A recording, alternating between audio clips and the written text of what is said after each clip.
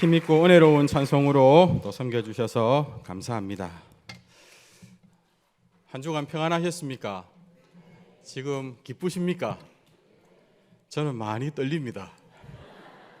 목사님께서 주일 낮 예배 인도를 맡기시면서 담임 목사님의 고충을 한번 제대로 느껴봐라 이라고 하셨는데 저는 안 느껴질 줄 알았는데 엄청나게 느껴지고 있습니다. 부족하지만 또 실수가 있어도 그렇게 봐주시고 또 하나님의 은혜 받는 일에 방해가 되지 않았으면 좋겠습니다.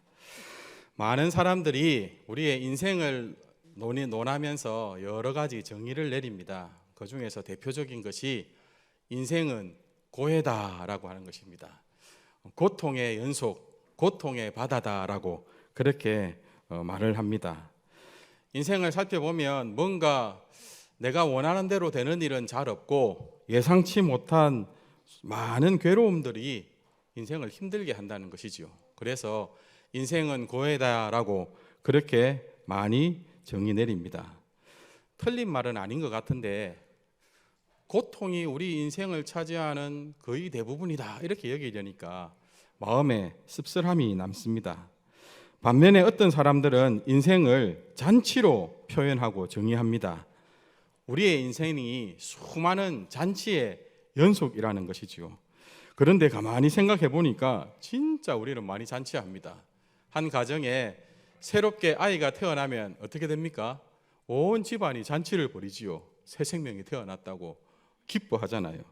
그 아이가 조금 있다가 첫 뒤집기를 하고 첫 걸음마를 하고 처음 말을 하기 시작하면 그 아이는 제대로 먹지도 못하는데 다른 식구들이 먹을 것 막 차려가지고는 신나게 잔치합니다. 기뻐합니다. 그 아이가 처음 학교에 입학을 하고 또 시험을 쳐서 만점을 받으면, 근데 저희 집 경우를 보니까 만점 안 받았는데도 시험만 치면은 치킨 사달라고 하더라고요. 대학에 합격하고 취업하고 승진하고 결혼하고 좋은 집을 사거나 더 좋은 집으로 이사를 해도 잔치를 합니다. 손주를 낳아도 잔치를 하고 환갑이 되어도 칠순, 팔순 잔치를 엽니다. 우리의 마지막 순간에 뭐 할까요? 잔치합니다. 장례식이 성도들의 죽음은 복되기 때문에 주 안에서 있는 죽는 자의 그 복됨을 우리는 장례식을 잔치로 벌리며 우리의 인생 마지막까지 태어날 때부터 마지막까지 잔치합니다. 건수만 있으면 뭐라도 붙여서 잔치하려고 하는 것이 우리인 것 같습니다. 오늘도 우리는 잔치합니다. 광고 드렸지만 김정심 권사님께서 그동안 교직 생활을 잘 마무리하시고 감사해서 오늘 우리에게 맛있는 음식을 차려놓고 뭐합니까? 잔치합니다. 기쁘게 맛있게 드시면 좋겠습니다. 그런데 진짜 잔치 무엇일까요? 오늘 우리가 이곳에 왜 모였습니까? 천국 잔치하려고 모였습니다.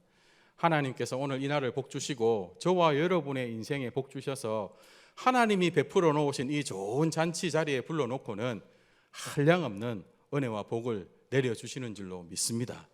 먹을 것 많은 잔치가 되기를 소망합니다. 아멘. 잔치를 하니까요 기쁘잖아요. 저는 인생을 잔치로 표현하는 것이 정말 좋습니다. 잔치는 즐거우니까 기왕이면 우리 인생을 이렇게 늘 잔치하듯이 살면 좋겠습니다. 우리 인생에 괴롭고 힘든 순간이 분명히 있습니다. 오늘 장로님 기도하신 것처럼 우리를 괴롭게 하는 일들이 분명히 있을 수밖에 없지만 그 고통조차도 인생의 멋진 잔치를 위한 과정이라고 여깁시다.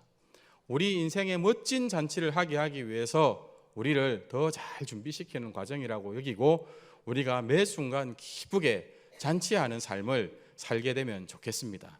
성경에도 그렇게 가르치더라고요. 잠언 15장 15절 말씀입니다. 우리 같이 한번 읽어볼까요? 시작. 고난받는 자는 그날이 다 험악하나 마음이 즐거운 자는 항상 잔치하느니라. 아멘. 우리 인생의 잔치가요 우리의 마음에 달려 있습니다. 왜 이래 힘드노? 왜 이래 괴롭노? 이러면 맨날 험악한 삶을 살지만 그러나 이 모든 것이 하나님이 나를 좋은 잔치로 인도하시기 위한 하나님의 은혜라고 생각하면 우리가 늘 기쁘게 잔치할 수 있는 것입니다. 항상 잔치하며 즐거운 마음으로 삽시다. 우리 옆에 분들과 이렇게 한번 인사합시다. 매일 기쁘게 잔치하며 삽시다. 잔치할 때마다 저를 좀 꼭 기억해 주십시오. 이렇게 잔치할 때마다 꼭 저를 불러 주십시오. 이렇게 우리가 인사하면 좋겠습니다. 오늘 본문의 배경이 되는 사건이 바로 잔치입니다. 잔치 중에서도 가장 설레고 기쁜 무슨 잔치일까요? 혼인잔치입니다. 부부가 함께 앉아 계시다면 답을 잘 하셔야 됩니다. 혼인잔치가 무조건 최고였다 이렇게 말씀하셔야 됩니다. 나사렛 북쪽에 약 14km 정도 떨어져 있는 갈릴리 가나라는 동네가 있는데요. 그 동네에서 혼인잔치가 열렸습니다. 그리고 그 잔치에 마리아와 예수님의 어머니 마리아입니다. 예수님의 어머니 마리아와 예수님 그리고 몇몇 제자들이 초대를 받았습니다. 당시 혼인잔치는 아주 성대하게 열렸습니다. 신랑 신부의 가족들뿐만 아니라 그 마을의 이웃들까지 다 초청해서 약 일주일간 진행되는 것이 혼인잔치였습니다. 신부가 결혼 지참금을 준비해 오면 신랑은 그 신부를 맞이하는 기쁨으로 성대한 잔치를 벌려놓고 그 잔치에 드는 모든 비용을 다 부담하게 되었습니다. 많은 비용과 정성을 기울여야 하는 잔치였습니다. 여러분, 모든 잔치에 불문율 같은 것이 있지요. 뭘까요? 모든 잔치의 불문율. 음식이 떨어지면 안 된다는 것입니다. 오늘은 대표적으로 또 포도주지만 음식이 떨어지면 안 된다는 겁니다. 남을지언정 남아서 버리는 한이 있더라도 모자라면 안 된다. 이것이 잔치를 배설하는 사람들의 불문율 같은 원칙입니다. 그런데 문제가 생겼습니다. 이 혼인잔치에 꼭 있어야 할 중요한 포도주가 떨어진 것입니다. 당시 이 포도주는 물 대용의 음료수였고 잔치의 분위기를 좌우하는 중요한 요소였습니다. 제가 본문을 공부하다가 재미있는 내용을 새롭게 알게 된 것이 하나 있는데 이 일주일씩 잔치가 진행되니까 신랑이 이 잔치를 주관하느라 거기에 매여 있을 수 없잖아요. 그래서 신랑이 지혜롭고 빠른 사람을 딱 두어서 잔치를 총괄하는 연회장을 두었다라고 합니다. 그러면 그 연회장이 여러 가지 잔치의 전반적인 것을 책임을 지는데 연회장의 중요한 책임 중에 하나가 뭐였냐면 포도주를 관리하는 것이었다는 것입니다. 대체로 포도주에 물을 섞어서 그 포도주의 비율을 맞추어서 손님들에게 내놓는데 대체는 포도주 1에 물 2, 3 정도를 섞는데요. 때때로 물을 1대 10으로 섞어가지고 연하게 내놓거나 혹은 분위기를 좀 더 빨리 흥분시키거나 빨리 손님들을 취하게 하기 위해서 거기에 독주와 독초를 섞기도 했다는 것입니다. 여러분, 중요한 그만큼 이 포도주가 잔치 분위기의 중요한 요소였다는 것이죠. 그런데 절대 떨어지면 안 되는 이 포도주가 떨어졌습니다. 잔치집에 포도주가 떨어졌다는 것을 누구보다 먼저 예수님의 어머니인 마리아가 알았습니다. 무슨 이유인지는 몰라도 아마 이 혼인잔치에 여주인 역할을 하지 않았을까. 마리아가 이 혼인잔치의 여주인의 역할을 하고 있지 않았을까. 그러니까 가장 먼저 이 포도주가 떨어진 것을 알았겠죠. 아마 많이 당황했을 겁니다. 그리고 우리는 이어지는 본문에서 읽을 때마다 마음이 불편해지는 대화를 보게 됩니다. 3절 말씀 한번 볼까요? 포도주가 떨어진지라 예수의 어머니가 예수에게 이르되 저들에게 포도주가 없다 하니. 포도주가 떨어졌으니까 예수님이 아들 예수에게 가서 저들에게 포도주가 떨어졌다 하고 이야기하는 겁니다. 그런데 예수님의 답변이 놀랍습니다. 4절입니다. 함께 보겠습니다. 예수께서 이르시되 여자여 나와 무슨 상관이 있나이까 내 때가 아직 이르지 아니하였나이다. 왠지 불편하시죠? 예수님의 어머니가 예수님에게 포도주가 없다는데 여자여 내게 무슨 상관이 있나이까 이렇게 대답했다니까 우리가 이거 읽을 때마다 아무리 예수님이라고 그렇지 좀 불편하시죠? 먼저 오해를 풀어드리자면 헬라어 원어에서 여자여라고 하는 이 말에 해당되는 단어는 장성한 여인을 부르는 일반적인 호칭이었고 이 호칭 안에는 어떤 가볍게 여기거나 멸시하는 의미가 담겨 있지 않습니다. 오늘 우리가 분명히 알아야 될 것은 우리의 말의 분위기로 판단할 것이 아니라 우리가 분명히 주목하여 알아야 될 것은 예수님께서는 지금 자신의 어머니인 마리아가 자신에게 하는 말을 평범한 어머니와 아들 사이의 말로 받아들이고 있지 않다는 것입니다. 어머니가 아들에게 야야 저 잔치집에 포도주가 떨어졌단다 무슨 방법 없겠나 하는 이런 평범한 어머니와 아들의 말로 듣지 않는다는 것입니다. 또한 예수님은 이 말을, 이 사건을, 혼인잔치에서 지금 일어나고 있는 이 문제를 그냥 우리 삶의 일상적인 삶에서 일어나는 문제로 여기지 않는다라고 하는 것입니다. 2장 4절 다시 한번 보시겠습니까? 예수께서 이르시되 여자여 나와 무슨 상관이 있나이까 내 때가 아직 이르지 아니하였나이다. 예수님은 지금 철저히 하나님의 뜻을 이루실 그때 그 일을 위하여 그때를 위하여 성취할 일에 관심을 가지고 이 사건을 바라보고 계시다는 것입니다. 여러분 처음에는 마리아가 예수님에게 말을 전할 때 포도주가 부족하다는 것에 관심을 갖습니다. 예수님은 지금 이제 성령의 세례를 받으시고 이제는 공생애를 지금 하나님의 아들로서 공생애를 시작하셨는데 그 예수님께 나아가서 마리아가 말을 전할 때 포도주가 부족한 것에 관심을 갖고 그 소식을 전했다라고 하는 것입니다. 2장 3절 한번 보실까요? 포도주가 떨어진지라 예수의 어머니가 예수에게 이르되 저들에게 포도주가 없다 하니 마리아의 관심은 포도주가 없다는 데 있었습니다.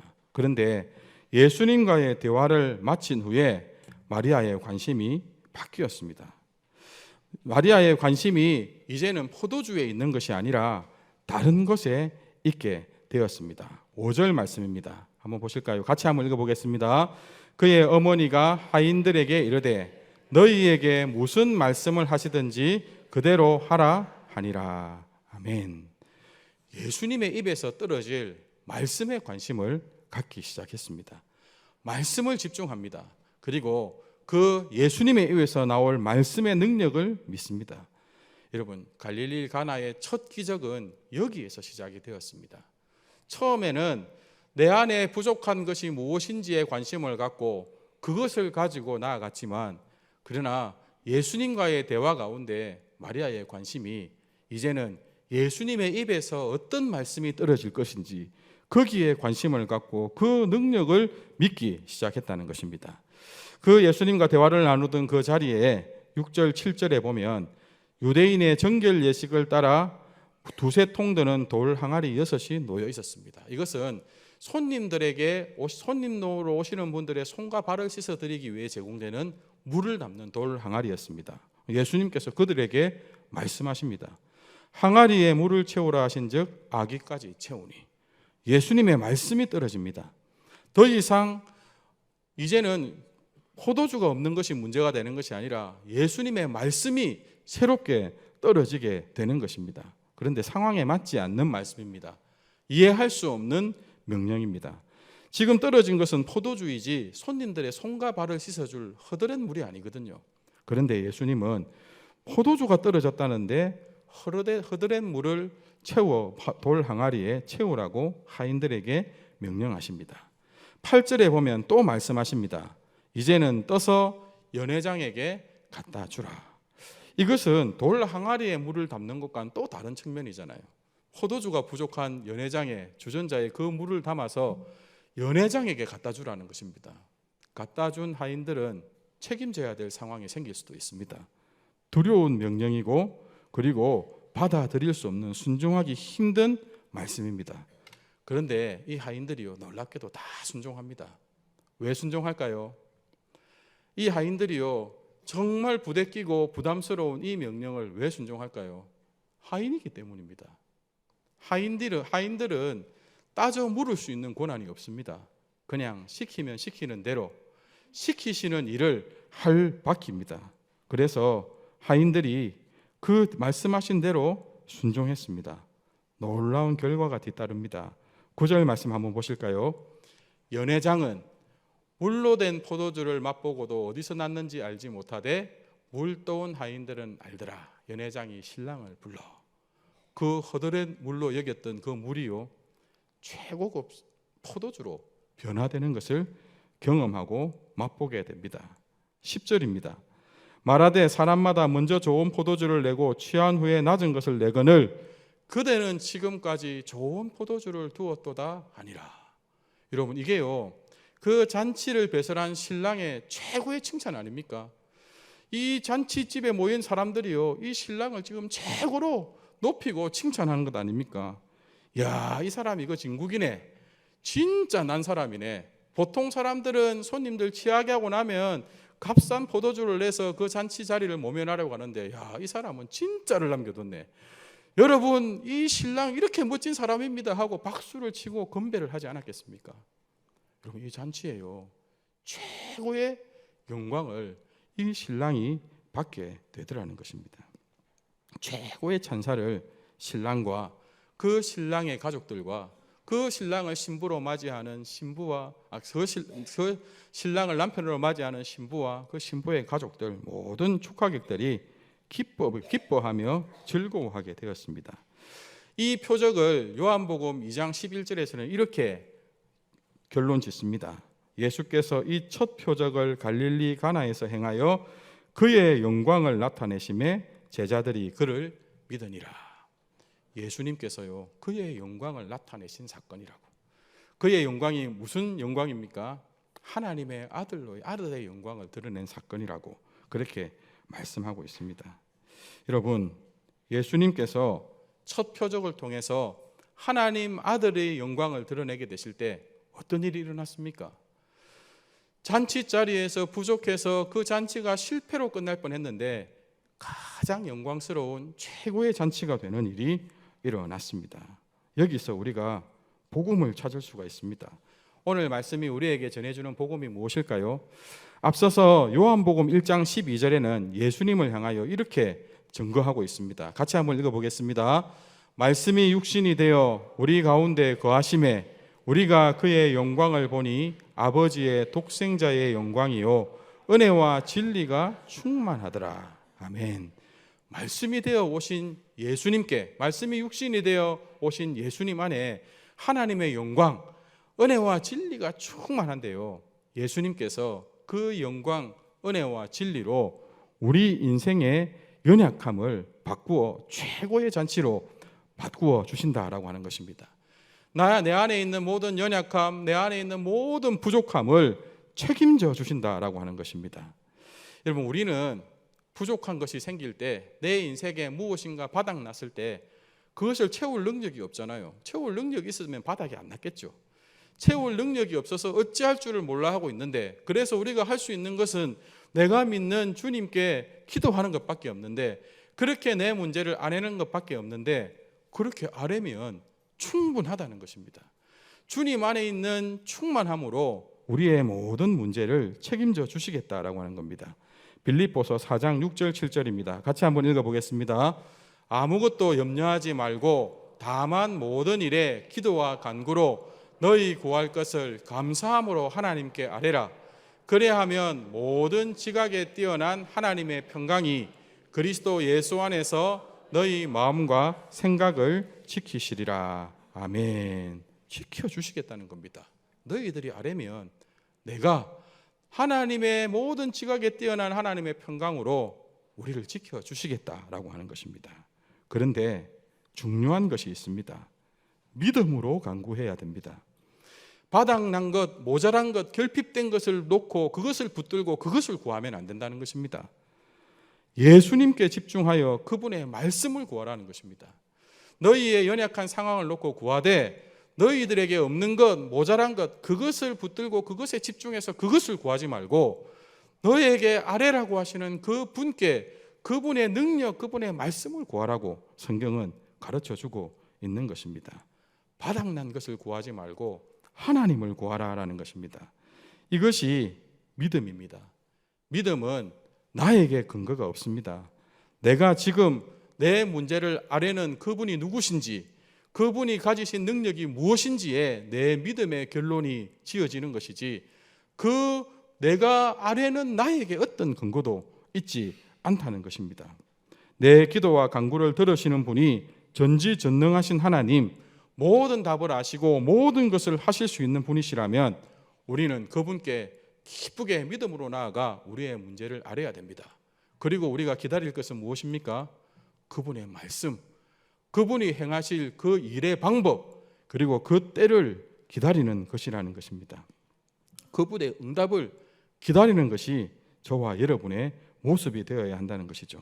마리아가 오늘 그것을 상황을 통해서 우리에게 알려줍니다. 그는 포도주가 모자란 것 때문에 예수님께 아뢰었지만 그 예수님의 말씀을 듣고는 예수님의 말씀이 어떻게 주어질지 기다리고 그 말씀에 순종하라고 그렇게 전하여 주었습니다. 사랑하는 성도님 여러분, 우리도 오늘 이 혼인잔치처럼 우리 인생의 잔치에 무엇인가가 모자라고 바닥날 때가 있을 것입니다.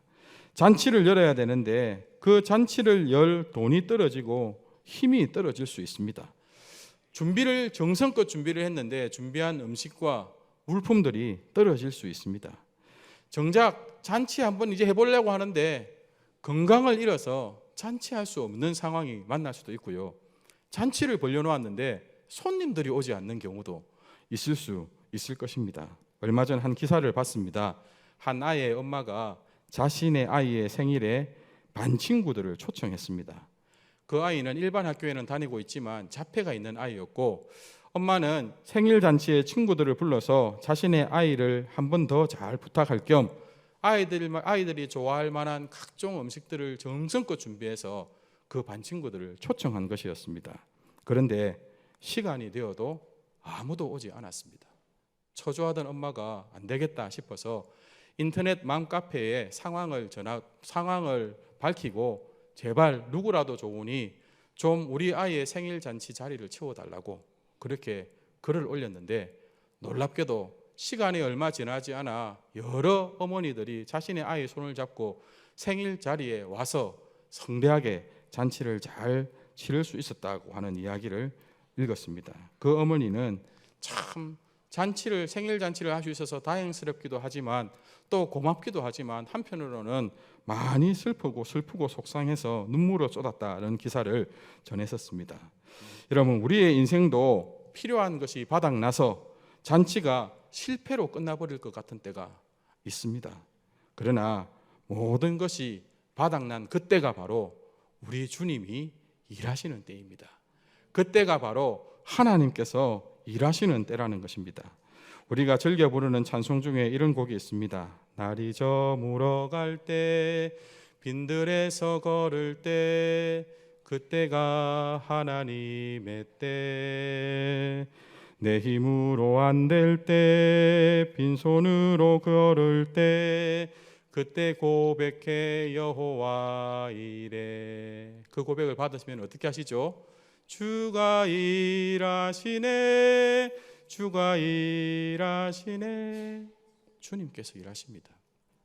우리 인생의 바닥이 나서 내 힘으로 아무것도 할 수 없을 때 우리가 주님을 믿고 믿음으로 주님 앞에 아뢰면 주님께서 그때에 일해 주신다라고 하는 것입니다.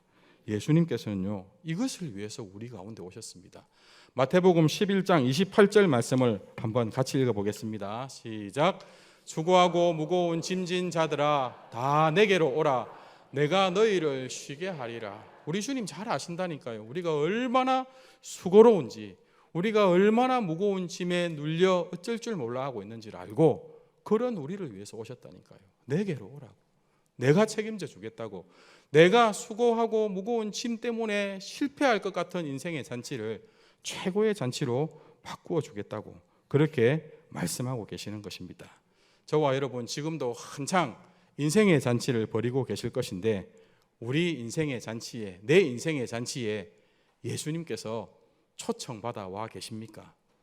내 인생의 잔치에 가장 중요한 손님으로 예수님을 모시고 있느냐라는 것입니다. 그래서 내 안에 일어나는 크고 작은 문제를 예수님께 아뢰고 있습니까? 아니면 엉뚱한 곳 바라보고 엉뚱한 사람들 쫓아다니며 하소연하고 있습니까?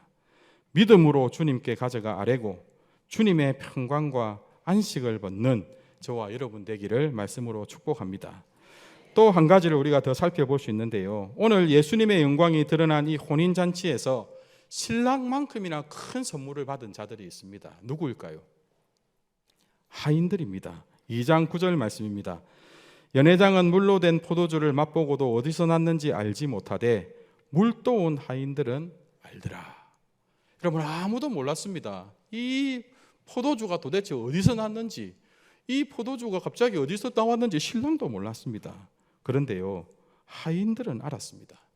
이 영광이 드러나는 비밀을 가장 가까이에서 가장 정확하게 가장 풍성히 받은 자들이 바로 그 집에서 일하던 하인들이었습니다. 하인이기 때문에 왜 그래 하는지 영문도 모르고 물도 오고 시키는 대로 주전자에 담아서 연회장에게 갖다 주었을 것인데, 아마 모르긴 해도 얼마나 마음에서 이거 왜 해야 되지? 왜? 지금 포도주가 모자란데 왜 물 가지고 이런 일을 해야 되지? 하고 수많은 의문이 들었을 것입니다. 그러나 순종할 수밖에 없었던 하인들이 순종하니 목격하게 됩니다. 그 어떤 곳에서 볼 수 없는 영광을 제대로 보고 알게 되었습니다. 지금 무슨 일이 일어났는지, 누가 이 일을 행하셨는지 하인들은 잘 안다는 것입니다. 여러분, 이 영광의 비밀을 아는 것이 작은 일입니까? 저는 이 하인이 제일 부럽습니다. 하나님께서 이 땅 가운데 하나님의 영광을 드러내실 때 제가 그것을 꼭 목격하고 그 감격으로 하나님을 예배하고 싶은 소원이 있습니다. 여러분, 이 복을요, 하인들이 누리게 되었다니까요. 성경이 더 이상 설명하지 않아서 모르기는 하지만 주의 영광을 본 이 하인들의 인생이 어떻게 되었을까요? 아마도 도대체 저분이 누구지? 저분이 어떻게 이런 놀라운 일을 행하실 수 있지? 진짜 위대한 분이시구나. 내 인생의 참 주인을 저분으로 삼고 싶다 하고 일평생 예수 그리스도를 마음에 품고 살아가지 않았을까요? 여러분, 우리가 꼭 기억해야 될 것이 있습니다. 하나님은 이 땅에 스스로 주인 되어 있는 자들, 이 땅에 왕이 되어 떵떵거리는 자들을 상대하지 않으신다는 것입니다. 베드로전서 5장 5절 말씀입니다. 같이 한번 읽겠습니다. 젊은 자들아, 이와 같이 장로들에게 순종하고 다 서로 겸손으로 허리를 동이라. 하나님은 교만한 자를 대적하시되 겸손한 자들에게는 은혜를 주시느니라. 아멘. 우리 모두가 수고하고 무거운 짐진 자들인데, 아니 나는 내 힘으로 버틸 수 있어, 내 힘으로 충분해 하는 자들 하나님은 상대하지 않으신다는 것입니다. 하지만 겸손하게 나의 연약함과 부족함을 아뢰고 주님이 어떤 말씀을 하시든지 주님을 나의 주인으로 삼고 순종하는 자들에게는 하나님께서 은혜를 주신다는 것입니다. 겸손으로 허리를 동이라. 무슨 말씀일까요? 종이 되라는 말씀입니다. 네 허리를 끈으로 허리를 딱 졸라매고 주인이 무슨 일을 시키든지 그 일을 적극 행하는 종이 되어 살아라라고 하는 것입니다. 여러분, 겸손함으로 순종하는 자들에게 영광을 드러내시고 은혜를 베푸시며 최고의 작품을 만들게 하십니다. 저와 여러분이 겸손한 자 되기를 소망합니다. 굽신거리며 살라는 말 아닙니다. 이 겸손이 무슨 겸손입니까? 내가 주인이 아니란 것, 하나님이 내 인생의 주인이라는 것을 기억하고 인정하며 살라는 것입니다. 내 주인의 말씀이면 두려워 떨고 내 주인이 말씀을 통하여 내게 명하시면 그것은 무슨 상황이 있더라도 순종하여 지킬 말씀으로 여기라는 것입니다. 그렇게 순종하면 하인들이 어쩔 수 없어서 했지만 영광을 목격하고 하나님 예수님을 제대로 섬길 수 있게 된 것처럼 우리도 그 은혜를 누리게 되고 영과 육의 모든 세상을 이기며 하나님 나라를 이루게 된다는 것입니다. 말씀을 맺겠습니다. 오늘 이 사건은 우리에게 한 가지 약속을 주십니다. 장차 우리의 마지막 잔치에 대한 약속입니다. 여러분, 우리에게 약속되어 있는 마지막 잔치가 무엇인지 아십니까? 계시록 19장 6절입니다. 이 잔치의 중요한 특징인데요. 또 내가 들으니 허다한 무리의 음성과도 같고 많은 물소리와도 같고 큰 우레소리와도 같은 소리로 이르되 할렐루야, 우리 주 우리 하나님 곧 전능하신 이가 통치하시도다. 여러분, 이 잔치는요, 전능하신 하나님께서 친히 주관하시고 다스리시는 잔치입니다. 그 잔치가 뭘까요? 7절 8절입니다. 같이 한번 읽읍시다. 시작. 우리가 즐거워하고 크게 기뻐하며 그에게 영광을 돌리세. 어린 양의 혼인 기약이 이르렀고 그의 아내가 자신을 준비하였으므로 그에게 빛나고 깨끗한 세마포 옷을 입도록 허락하셨으니 이 세마포 옷은 성도들의 옳은 행실이로다 하더라. 아멘. 바로 최고의 신랑 되신 예수 그리스도와 저와 여러분이 교회가 신부가 되어 예수님과 하게 될 혼인잔치입니다. 성경은 우리에게요 이 혼인잔치를 약속해주고 있고, 오늘 말씀은 신랑 되신 예수님께서 이 혼인잔치를 우리 인생의 최고의 잔치가 되게 하기 위하여 지금도 일하고 계시다고 말씀하고 있는 것입니다. 신부인 이 땅의 교회들, 성도들을 단장시키고 영원히 끊어지지 않을 포도주를 준비하고 계시다는 것입니다. 우리에게 최고의 잔치를 선사하기 위하여 밤낮 쉬지 않고 일하고 계시니 너희들은 이 잔치를 소망하며 기쁘게 주님만 바라보고 살라고 그렇게 말씀하고 있는 것입니다. 저와 여러분이 이래도요 진짜 행복한 신부들입니다. 우리 신랑이요 이렇게 밤낮 쉬지 않고 일하고 계신다니까요. 기쁘지 않으십니까? 혼인잔치 별로 안 하고 싶으십니까? 여러분, 주님, 우리 주님께 모든 소망을 두고 신부가 준비해야 될 지참금, 신부가 준비해야 될 거룩함, 믿음과 순종 잘 준비하는 저와 여러분이 됩시다. 우리 모두 이 믿음과 순종 잘 준비해서 최고의 자리에서 가장 아름다운 모습으로 가장 눈부신 신부로 다시 만나 뵙게 되기를 간절히 소망합니다.